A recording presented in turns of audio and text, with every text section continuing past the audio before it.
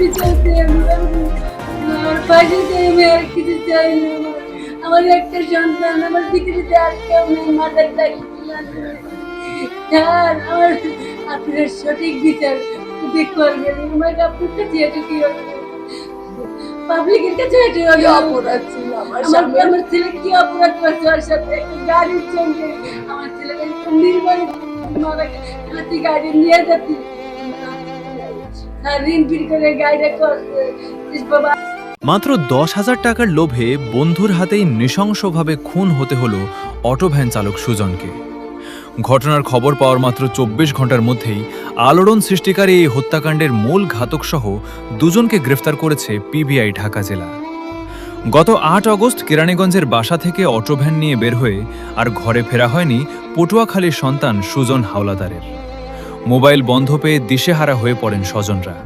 এর দুদিন পর 10 আগস্ট সকালে আশুলিয়ার নির্মাণাধীন এলিভেটেড এক্সপ্রেসওয়ের পিলারের পাশ থেকে উদ্ধার করা হয় সুজনের রক্তাক্ত ও গলাকাটা মরদেহ।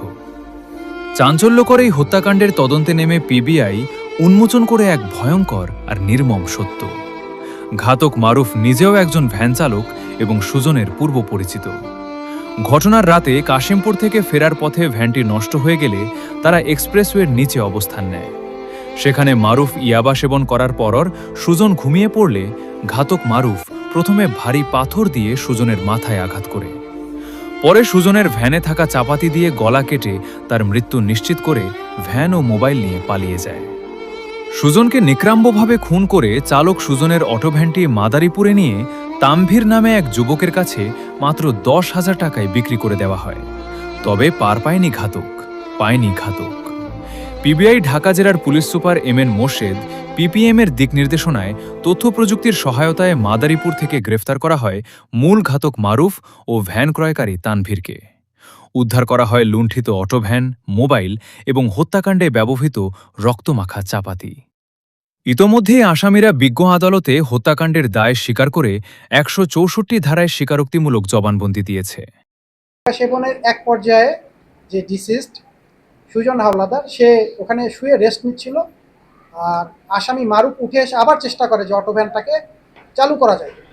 তা চালু করার এক পর্যায়ে সে দেখে যে দুইজন মিলেও চেষ্টা করে, যেটা করতে পারে না।